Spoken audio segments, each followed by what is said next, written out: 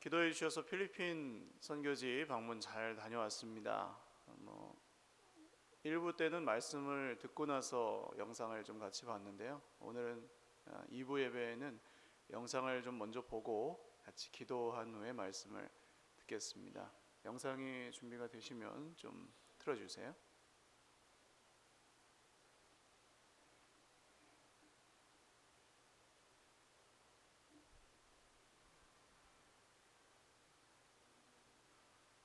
예, 저 나무로 구획 쳐져 있는 곳까지가 전에 건축 예정이었던 한 30평 정도 되는 땅입니다.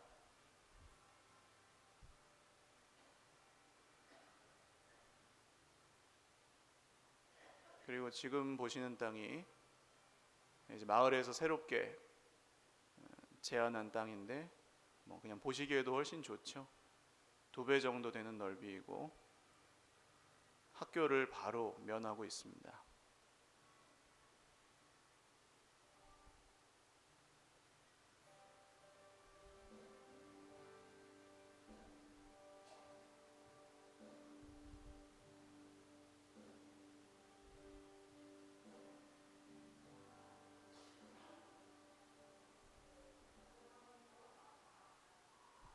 예, 현지 교회 목회자 여자 목사님입니다.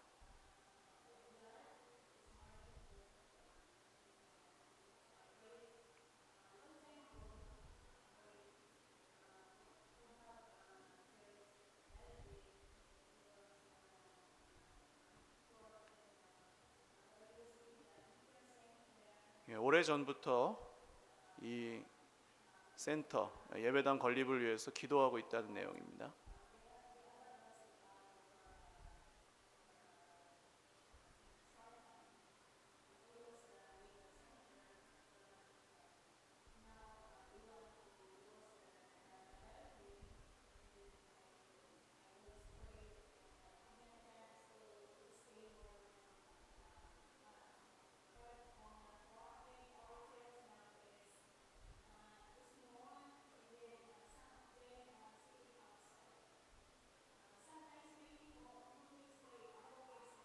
예, 새로 지어질 센터를 통해서 지역 어린이들 급식이나 또 교육사역, 또 이 지역뿐만이 아니라 안티폴로라고 하는 그 지방 전체로 복음이 퍼져나가기를 기도하고 있다는 그런 내용입니다.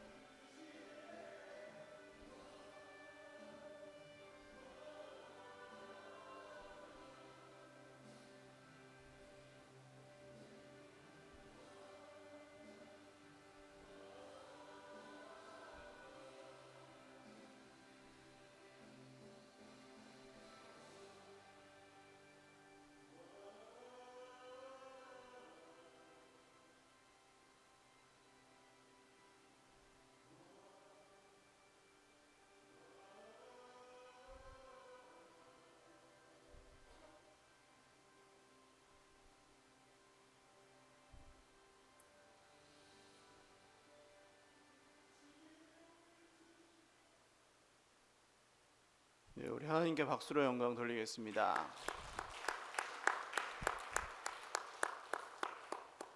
현재 상황은 그렇습니다. 마을에서 2배 정도 되는 좋은 땅을 제안했고 그 땅값을 좀 추가로 시세보다는 좀 저렴하게 지불을 해야 되는데 당장 교회가 갖고 있는 돈은 저희가 헌금한 2,500만 원의 돈이 있습니다. 그 중에 일부를 이제 그 땅을 구입하게 되면 사용해야 되는 그런 상황이고, 저희들은 헌금을 했으니 그 돈이 하나님의 뜻에 따라 그 현지에서 어떻게 쓰일지는 또 하나님 뜻대로 인도하실 것 같고, 아직 저 땅을 사용하는 문제나 건축 허가를 받는 문제, 이런 것들이 좀 남아 있습니다. 근데 어쨌든 현지 선교사님과 또 교회에서는 서일교회가 헌금한 또 돈이니 이 일을 시작하기에 앞서 형제 교회에게 기도를 부탁한다고, 그래서 제가 급히 좀 다녀오게 되었고요. 오늘 같이 좀 이 시간에 기도하기를 원합니다. 보시고 나니까 좀 더 마음이 있으실 것 같아요. 우리 하나님께서 주시는 마음으로 하나님 그냥 불쌍하고 어려운 사람들, 교회를 도와주는 그런 게 아니라 정말 하나님의 일, 하나님의 교회가 세워지도록 이 일에 우리를 사용하여 주시니 감사합니다. 계속해서 기도하기는 처음부터 끝까지 우리 하나님께서 순적하게 인도하여 주셔서 정말 그 지역에 필요한, 또 그 교회에 필요한, 현지 영혼들에게 필요한 그런 건물이, 예배당이 잘 세워지고 그곳에서 주님을 예배하는 사람들의 수가 많아지고 주님께 기도하는 사람들의 수가 많아져 안티폴로 지역과 또 필리핀 전체로 뻗어나갈 수 있도록, 그렇게 그 일을 시작하신 하나님께서 끝까지 이루어 주시도록 우리 한 1, 2분간만 같이 마음을 모아서 기도하겠습니다. 하나님 아버지, 감사합니다. 복되고 귀한 일에 저희를 사용하여 주셔서 저희 작은 손을 보태어 주님 앞에 드리고 또 드려진 것이 마중물이 되어 하나님의 일에 사용되게 하심을 감사합니다. 이후의 모든 건축 허가와 땅을 계약하는 문제와 또 현지의 협의와 또 건축의 준비와 설계와 모든 시공과 완공될 때까지 우리 하나님께서 사랑하신 우리의 형제 자매들에게 은혜를 베풀어 주사 정말로 그 마을에 필요한 교회가 세워지고 함께 예배하는 예배자들이 건강하고 아름답게 성장할 수 있는, 비 올 때 걱정하지 아니하고 예배할 수 있는 그런 예배당이 잘 세워져서 하나님께 영광 돌리고 예배하고 기도하는 사람들, 그리고 그 지역의 어린 영혼들이 걱정 없이 뛰놀 수 있는 하나님의 마당이 세워질 수 있도록 이 땅을 우리에게 허락하여 주시옵소서. 이를 이루시는 여호와 하나님, 시작하신 분이 하나님이시니 마칠 때까지 인도하시고 역사하실 것을 믿습니다. 이 일에 우리는 그저 마중물로 사용되며 세례 요한 같은 역할만 하면 될 줄 믿사오니 주 예수님께서 내가 내 교회를 세우리니 음부의 권세가 해치지 못하리라 하신 말씀 그대로 필리핀 멀리 있는 땅이지만 우리의 기도를 통하여 이루어 주시옵소서. 땅을 계약하는 문제와 또 건축 허가와 시공과 또 착공과 완공될 때까지 모든 필요한 것들을 주님께서 공급하여 주시옵소서. 현지의 모든 형제 자매들의 마음이 이 일로 인하여 더욱 하나님을 온전히 향하게 하여 주시옵고, 그곳에 세워진 교회를 통해 우리가 상상하지 못할 놀라운 일들이 필리핀, 마닐라, 안티폴로 지역 전체에 일어나고 필리핀 전체에 새롭게 시작될 수 있도록 우리의 사랑하는 형제 자매들을 사용하여 주시옵소서. 모든 것 감사하옵고 이루실 주님을 기대하오며 예수님의 이름으로 기도 올리옵나이다. 아멘. 우리 하나님께 다시 한번 박수로 영광 돌리겠습니다.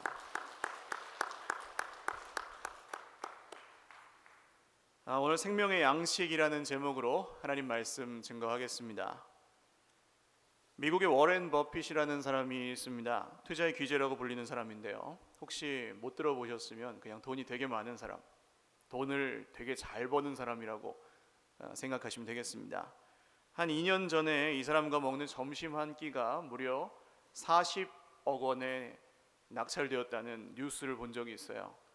여러분 40억 원 정도는 다 통장에 갖고 계셔서 지금 하나도 놀라지 않으시는 것 같은데, 그런데 오늘 워렌 버핏보다 더 유명하고 더 대단한 분이 당신의 식탁에 수천 명의 사람들을 초대하셨습니다. 그분이 누구십니까? 예수님입니다. 오늘 이 이야기는 생명의 떡이신 예수님에 대한 이야기의 시작입니다. 떡이라고 하면 우리에게 별로 와닿지가 않죠. 원래 의미는 빵입니다. 당시 유대인들의 주식이 빵이었기 때문에 정확한 뜻은 그냥 양식, 주식이라고 보시면 되겠죠. 우리말로 굳이 표현하면 우리는 주식이 밥이니까 생명의 밥이라는 뜻입니다. 예수님은 베데스다 연못에 38년 된 병자를 고치신 후에 갈릴리로 잠시 물러나십니다. 그 이유가 뭘까요? 안식일에 고치셨죠. 그래서 유대인들이 율법을 어겼다면서 예수님을 죽이려고 했기 때문입니다. 그런데 이때는 이미 예수님을 따르는 큰 무리가 있었다, 그렇게 성경이 나옵니다. 예수님께서 병자들에게 행하시는 기적을 보았기 때문인데요, 그 수는 성인 남자만 5천 명 정도 되었습니다. 그런데 4절을 보십시오. 4절 같이 한번 읽겠습니다. 시작. 마침 유대인의 명절인 유월절이 가까운지라. 아멘. 이 오병이어 사건은 사복음서 모두에 등장하는 사건입니다. 그런데 오직 요한복음에만 이 사건이 유월절에 일어났다는 것을 말하고 있습니다. 유월절은 어떤 절기죠? 창세기의 야곱 가족이 요셉 때에 이집트로 흉년을 피해서 이주하였고 거기서 430년 동안 큰 민족을 이루죠. 근데 노예 생활을 합니다. 그래서 하나님께서 아브라함과 야곱과 이삭에게 하셨던 약속을 이루시기 위해서 모세를 통해 이스라엘 백성들을 끌어내시는데 그걸 방해하는 사람이 있었습니다. 누구죠? 이집트의 왕 파라오였습니다. 그래서 하나님은 모세를 통해 10가지 재앙을 이집트에 내리셨습니다. 그런데 10번째 재앙이 무엇이었죠? 장자의 죽음이었습니다. 그런데 죽음의 천사가 애굽 사람들의 집에는 들르고 이스라엘 사람들의 집에는 넘어갔습니다. 어떻게 넘어갔습니까?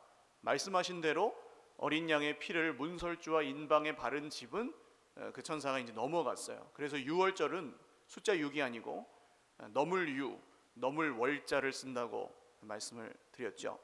그래서 이 유월절은 이스라엘 백성들, 특별히 2000년 전 예수님 시대의 유대인들에게는 하나님의 구원을 기념하는 굉장히 중요한 절기였습니다. 1년 중에 가장 중요한 절기가 유월절이라고 해도 과언이 아니에요. 또 하나님도 이 유월절을 잘 지키라고 말씀하셨습니다. 그 이유가 뭘까요?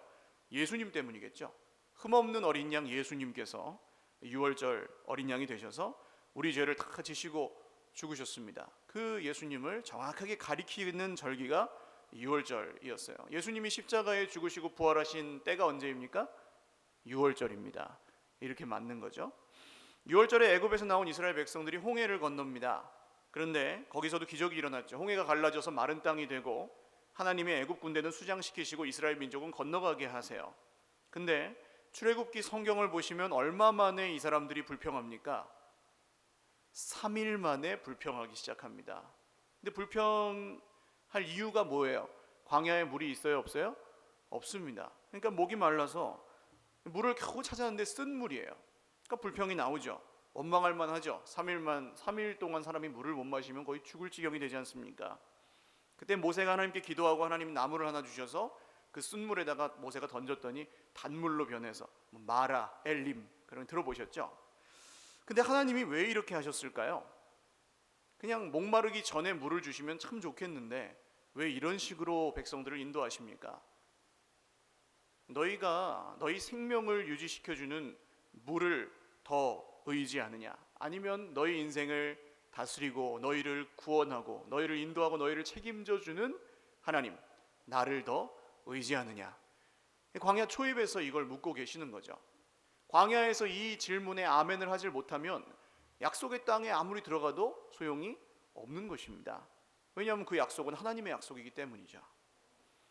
그 다음 2달 보름 만에 사람들이 또 불평하기 시작하는데 그 이유는 무엇이었습니까? 먹을 게 없었습니다. 그때 하나님께서 내려주신 게 뭐예요? 만나라고 부르는 하늘 양식이었습니다. 만나는 왜 내려주셨어요? 광야에서는 농사를 지을 수가 있습니까? 없습니까? 없죠. 또 밥을 사 먹을 수가 있습니까? 없습니까? 없어요. 그러면 누구만 바라보고 가야 돼요? 하나님만. 할렐루야. 이게 만나를 내려주신 이유입니다. 매일 이 땅에서 재물의 있고 없음 뭐 이런 거에 마음을 두고 살아가는 게 아니고 하늘을 보면서 살아가는 하늘나라 백성이 되기를 원하셨습니다. 구원받고 살아가는 우리 인생도 이 광야 여정에 빗대어 많이 표현하죠. 홍해를 건너서 우리가 막 기적을 경험하고 찬송을 하면서 가다가도 3일 만에 원망하고 불평합니다. 눈물을 흘리며 회개하다가 바로 뒤돌아서 또 불평합니다. 2달 보름 못 먹을 지경이 되면 원망 정도가 아니라 아예 시험에 들어 하나님을 멀리하기도 합니다. 근데 한국 사람은 무슨 힘으로 살아요? 밥심으로 살잖아요. 근데 오늘 본문에서도 지금 심각한 문제가 생겼습니다. 밥이 떨어졌어요. 사람은 잔뜩 모여 있는데 밥은 없고 날은 저물고 큰일 났습니다. 곳간에서 뭐가 나요?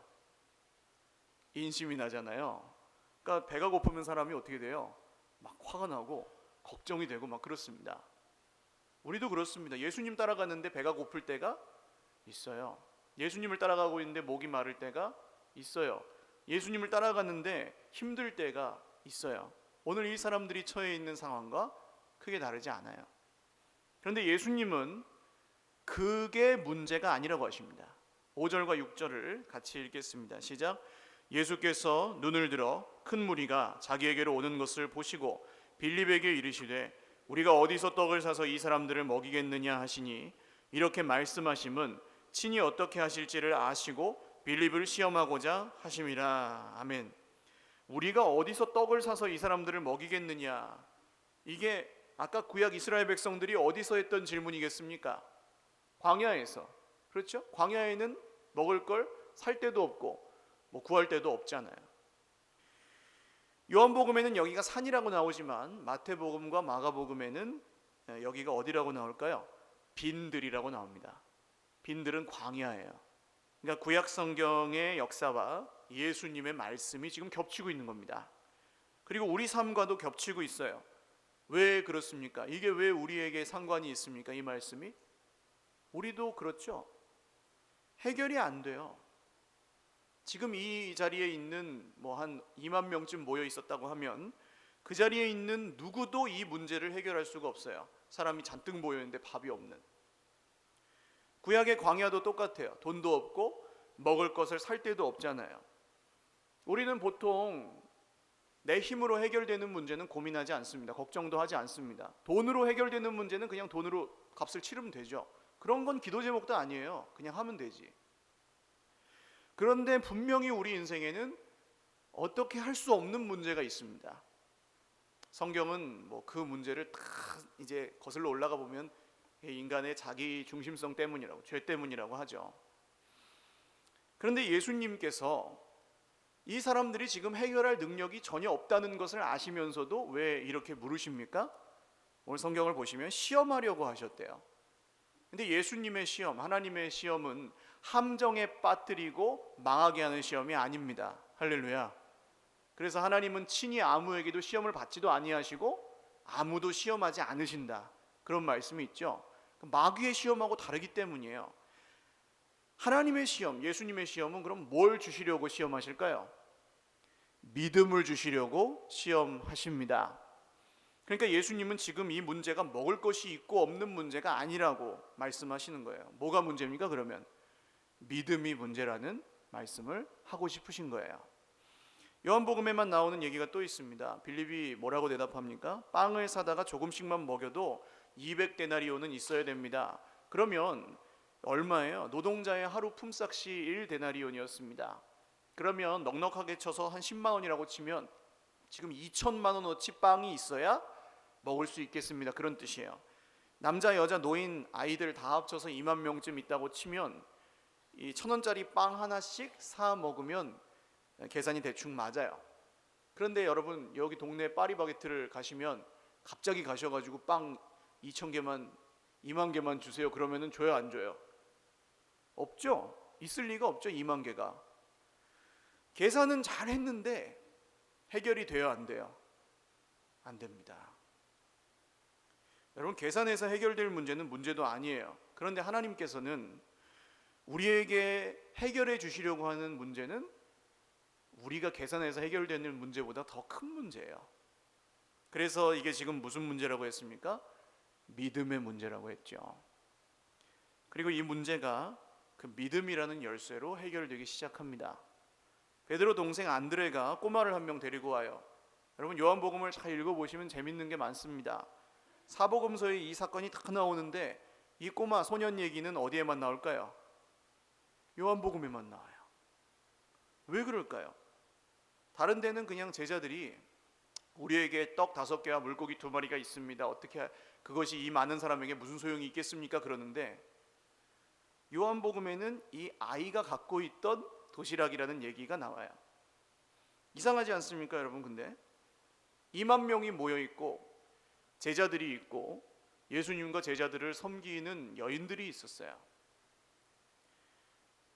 근데 저녁이 되도록 아무 생각도 없이 있다가 지금 저녁 때가 다 돼서 먹을 걸 갖고 있는 사람이 한 명도 없고 이 아이 한 명이 바쳐드리는 그 떡 5개와 물고기 2마리밖에 없다는 게 말이 돼요, 안 돼요? 안 되잖아요. 근데 왜 이것만 갖고 오냐고요, 지금 제자들이. 지금 갑자기 이 아이에 대한 얘기가 요한복음에서 나오는 이유가 무엇일까요? 요한이 갑자기 그 애가 생각이 나서 적었을까요? 이유가 있겠죠, 적은 이유가. 여러분, 마태, 마가, 누가복음에서 사람들이 자기 아기를 데리고 예수님께 옵니다. 그러니까 제자들이 어떻게 해요? 약장수 앞에 바람잡이들이 어떻게 합니까? 쉿! 애들은 가라 그러잖아요. 애들을 막 쫓아요. 예수님 뭐라고 하십니까? 어린 아이들이 내게 오는 것을 금하지 말라. 이 아이들처럼 하늘나라를 받들지 않으면 그 나라에 들어갈 수가 없다 그러세요. 왜 이런 일이 있습니까? 그때는 여성들과 어린아이들, 할아버지 할머니들은 사람 수에 넣지도 않아요. 오늘 성인 남자만 세죠. 근데 예수님은 요한복음에 보니까 2만 명 정도 있었던 그 사람들 중에 하늘나라를 믿음으로 받들었던 사람이 누구예요? 이 아이 한 명밖에 없었다는 거죠. 이 2만 명이 진짜로 아무것도 안 갖고 있었겠습니까? 다 거지였겠냐고, 이 저녁까지. 적어도 예수님을 따라다니는 사람들은 가룟 유다가 돈괴를 맞고 그거 가지고 이제 구제도 하고 그랬는데 지금 왜 먹을 걸 안 갖고 와요? 계산이 안 나오니까.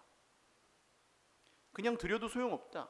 내가 드려봤자, 내가 해봤자, 노력해봤자 2만 명 코에 어디다가 갖다 붙이냐. 그러니까 예수님 빨리 사람들을 해산해서 각자 마을에 가서 사 먹게 하십시오 그러는 거예요. 우리는 어떻습니까? 해도 안 될 것 같은 문제가 얼마나 많아요, 우리 인생에. 근데 제일 힘든 건 누구예요? 그 문제 때문에 내가 제일 힘들죠. 내가 가진 건 힘들다면서도 내려놓진 못하고 믿어야 시작되는데 계속 계산은 하고 있고, 예수님도 굶고 계시고 형제들도 굶고 있는데 내 속에 있는 건 포기할 수 없는, 걱정 많고 계산 많은 이 2만 명 속에 우리가 있지 않냐는 것입니다. 여러분, 그런 우리일지라도 예수님이 오늘 우리를 천국의 식탁에 초대하고 있는 줄 믿으시기를 주님의 이름으로 축원합니다. 이 얘기가 마태, 마가, 누가의 기록이 안 된 이유는 뭘까요? 하늘나라가 선포되었을지라도 여전히 세상은 여자나 어린아이들이나 할아버지 할머니들을 사람 수에 포함도 안 시키는 세상이었어요, 2000년 전에는. 그런데 요한이 하늘나라, 하나님 나라를 누려보고 살아보니 어때요? 남자나 여자나 아이나 부자나 가난한 사람이나 어르신이나 젊은이나 배운 사람이나 덜 배운 사람이나 똑같이 하늘나라는 뭘로 받아요? 뭘로 받아요?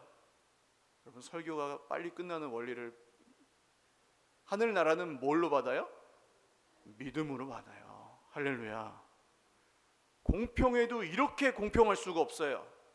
여러분, 공평하신 하나님을 찬양하시기를 바랍니다. 돈을 많이 낸 사람만 구원한다 그러면 그 누가 받겠어요? 우리 중에 많이 배우고 막 성경 지식이 많은 사람만 구원하신다 그러면 누가 구원을 받겠어요? 기도를 하루에 10시간 하는 사람만 구원하신다 그러면 누가 구원을 받겠습니까? 근데 오직 뭘로 구원하세요? 믿음으로. 할렐루야. 그러니까 하늘나라가 우리의 소망인 겁니다. 공평하신 하나님이 다스리시는. 요한이, 여러분, 하나님께서 광야에서 3일 동안 물이 없고 2달 보름 식량이 없으면 사람들이 죽을 지경이 되는 걸 아시면서 광야를 그냥 걷게 하시는 이유가 뭡니까? 오늘 예수님이 이 사람들이 해결할 능력이 없다는 걸 아시면서 빵이 얼마나 있어야 되겠느냐 물어보시는 이유가 무엇입니까? 그 이유는 바로 이거예요. 믿음이에요. 애굽 왕의 장자를 죽이고 홍해를 가르신 하나님이, 너희를 그 무거운 압제에서 구원하신 하나님이 너희를 광야에서 굶어 죽게 하겠느냐는 거예요. 예수님은요, 내가 너희를 죄와 사망의 권세에서 건져내서 하나님 나라 백성이 되게 했는데 내가 너희를 이 세상에서 지옥같이 살다 죽게 만들겠느냐, 이거 믿으라는 겁니다. 너희가 나를 따르고 나를 바라보는데 내가 너희를 그냥 내버려 두겠느냐, 이렇게 물으시는 거예요. 이 믿음으로 계산하기를 포기하고 하나님 나라를 받든 한 어린아이의 손에서 하나님 나라의 역사가 시작되고 예수님의 기적이 나타납니다. 11절 같이 읽겠습니다. 시작. 예수께서 떡을 가져 축사하신 후에 앉아있는 자들에게 나누어 주시고 물고기도 그렇게 그들의 원대로 주시니라. 아멘. 이게 뭐예요? 광야에서 구약 이스라엘 백성들이 먹었던 만나와 메추라기겠죠. 얼마나 맛있었겠습니까? 왜요? 왜 맛있어요? 공짜니까. 여러분, 구원이 기쁜 이유가 뭐예요? 은혜가 귀한 이유가 뭐예요? 교회에서 먹는 밥이 맛있잖아요. 왜 맛있습니까? 공짜니까요. 그렇기도 하지만 뭐가 담겨 있어요? 하나님의 은혜가 담겨 있죠.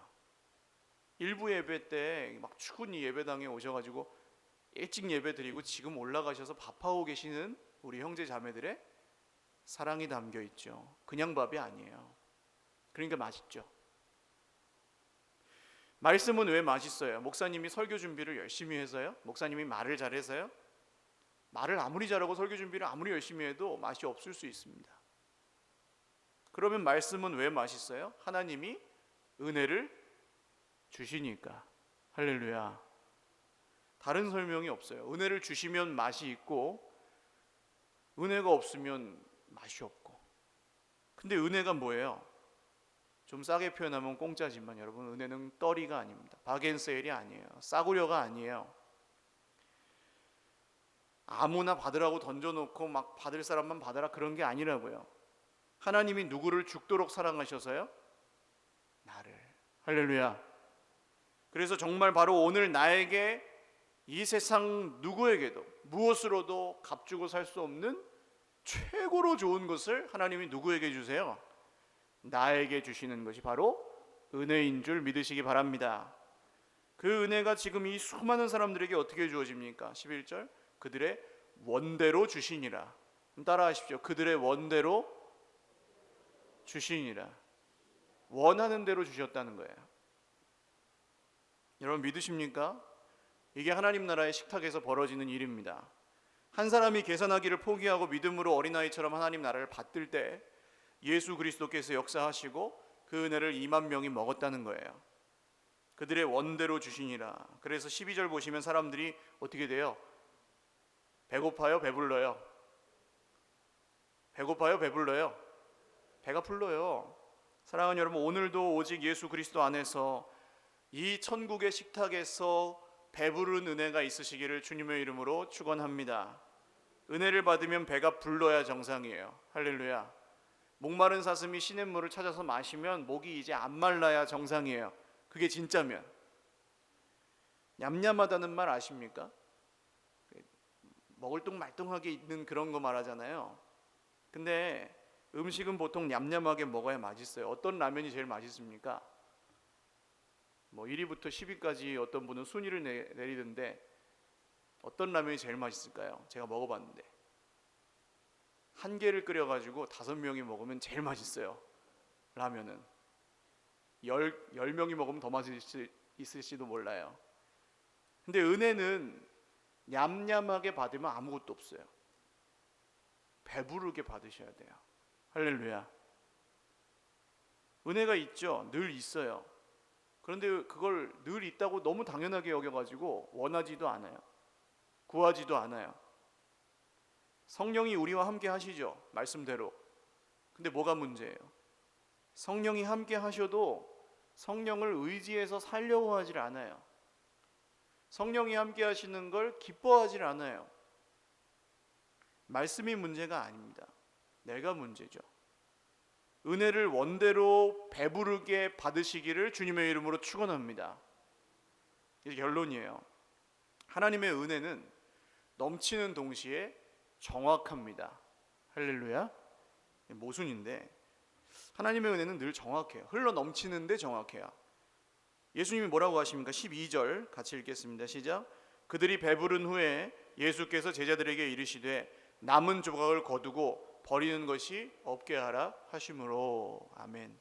왜 버리는 게 없게 하라고 하실까요? 객관식으로 드려야 되겠죠? 1번 아까워서, 2번 사람들이 집에 갖고 갈까 봐, 3번 상할까 봐. 여러분 아까 구약 백성들이 먹었던 이 뭐랑 이 사건이 연결된다 그랬습니까? 만나는 이틀치를 거둘 수 있어요, 없어요? 없어요. 오늘 먹고 내일 먹을 것도 놔두면 어떻게 돼요?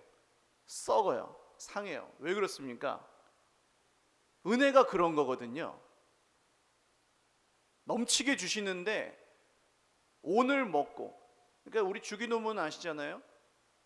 처음에 하나님을 위해서 기도하다가 뒷부분에 우리를 위해서 기도하는데 우리를 위해서 기도하는 첫 번째 기도 제목이 뭐예요? 오늘날 우리에게 일용할 양식을 주시옵고. 할렐루야. 그렇게 기도하십니까 여러분? 일용할 양식?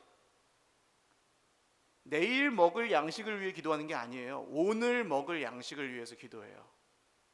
그게 은혜입니다. 왜 그럴까요? 내일 먹을 걸 쌓아놓은 사람은 내일 하나님께 구해요, 안 구해요? 안 구해요. 10년 걱정이 없는 사람은 하나님을 찾아요, 안 찾아요? 안 찾아요. 그래서 우리에게 가장 중요한 것은 노후 대책이 아니고 뭡니까? 믿음인 줄 믿으시기를 바랍니다. 그걸 쌓아놓은 사람은 하나님 안 찾는다고요. 절박하지 않아요. 오늘의 은혜를 오늘 구하며 사는 게 축복인 줄 믿으시기 바랍니다. 그래서 예를 들어서 어떤 사람이 은혜 받았다고 막 그냥 들고 날고 혼자 무리를 해요. 근데 하다 보니까 막 병도 나고 아닌 것 같아요. 어느샌가 내 힘으로 하고 있어요. 이상해요. 은혜 받아서 시작했는데 자기 힘으로 하고 있어요. 은혜는 여러분 무리하라고 주시는 게 아닙니다. 우리에게 은혜는 딱 그만큼 정확하게 필요한 만큼 주세요. 넘치는 동시에 그만큼. 그러니까 힘이 있는 거예요. 여러분 어떤 노래가 감동이 됩니까? 막 목소리 큰 사람이 뻥뻥 지르는 노래가 감동이 되세요?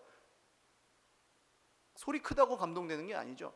그 큰 소리를 정말 작은 이 통로에 담아서 그대로, 이 성악가들이 그렇게 부르잖아요. 그런 소리가 마음을 울리죠. 은혜도 똑같습니다. 은혜는 이 약한 우리의 몸뚱아리에 하나님이 그 넘치는 은혜를 부어주시니까 좁은 파이프에다가 물을 팍 넣으면 뭐가 세져요? 수압이 세지잖아요. 그래서 나오는 거예요. 왜 하나님의 은혜가 인간을 통해 역사할 때 놀라운 일이 생깁니까? 감당할 수 없는 은혜를 이 좁다란 데 흘려보내시니까 그게 막 흘러나오는 거죠. 근데 내가 잘났다고 내 파이프가 크다고 막 까불면 어떻게 돼요? 은혜는 그대로 있는데 아무 일도 안 일어나죠. 그런 겁니다, 여러분. 하나님을 경외하고 하나님을 의지하고 믿음으로 하늘나라를 받드는 사람에게 은혜가 역사하면 기적이 일어나는 줄 믿으시기를 바랍니다. 여러분, 왕년의 은혜로 살지 마십시오. 하루의 은혜에 목숨을 걸고 오늘의 예배에 생명을 거는 저와 여러분 되시기를 주님의 이름으로 축원합니다. 같이 찬양 한 곡 드리고 기도하겠습니다. 아까 처음에 드렸던 찬양인데요, 나의 안에 거하라. 우리 주님이 원하시는 것은 거창하고 대단한 위협과 업적이 아닙니다. 그 이전에 오늘 은혜를 구하며 살아가고 있는가? 쌓아놓은 은혜가 아니라, 왕년의 은혜가 아니라 오늘 하나님을 향한 사모함을 갖고 있는가? 우리 찬양하겠습니다.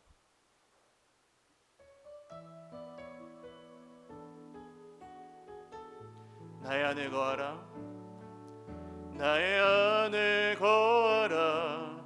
나는 내 하나님이니 모든 환난 가운데 너를 지키는 자라. 두려워하지 말라, 내가 널 도와주리니. 놀라지 말라, 내 손 잡아주리라. 나의 안에 거하라, 나의 안에 거하라. 나는 내 하나님이니 모든 환난 가운데 너를 지키는 자라. 두려워하지 말라, 내가 널 도와주리니. 놀라지 말라, 내 손 잡아주리라. 내가 너를 지명하여 불렀나니 너는 내 것이라. 내 것이라, 너의 하나님이라. 내가 너를 보배롭고 존귀하게 여기노라. 너를 사랑하는 내 여호와라. 기도하겠습니다. 오늘 하나님께서 우리에게 원하시는 것은 그저 우리가 할 수 있는 최선을 다하여 우리 주님의 말씀을 진짜 생명의 양식으로 여기고 믿고 살아가는 것입니다. 그리고 오늘 하고 내일 쉬는 것이 아니라, 오늘 주신 은혜로 일주일 사는 것이 아니에요. 매일매일 은혜를 구하며 광야에 있고 없음을 바라보는 것이 아니라 하늘의 하나님께서 오늘 나에게 살 힘도 주시고 쓸 물질도 주시고 건강도 주시고 필요한 곳에 넘치도록, 그러나 정확하게 주신다는 사실을 믿고 염려하지 않는 것입니다. 오늘 이름도 나오지 않는 이 작은 아이처럼 그렇게 내 인생을 살기 원하고 믿기 원하고 드리기 원하시는 분들은 가슴에 한번 손을 얹고 기도하시기를 바랍니다.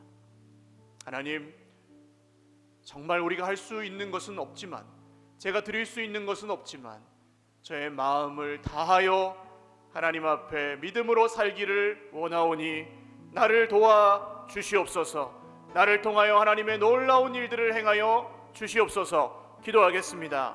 하나님 아버지, 감사합니다. 오늘 우리가 결단하고 드리기로 믿기로 결심합니다. 주님, 정말로 광야에서 물이 없고 마르고 곰핍한 땅에서 우리가 있고 없음에 매여서 살아가고 내가 해봤자 되지 않는 문제 때문에 걱정하고 힘들어하고 지치고 힘들어 쓰러질 때가 너무나도 많사오니 우리를 긍휼히 여겨 주시옵소서. 믿음으로 다시 일어나고 다시 시작하게 하여 주시옵소서.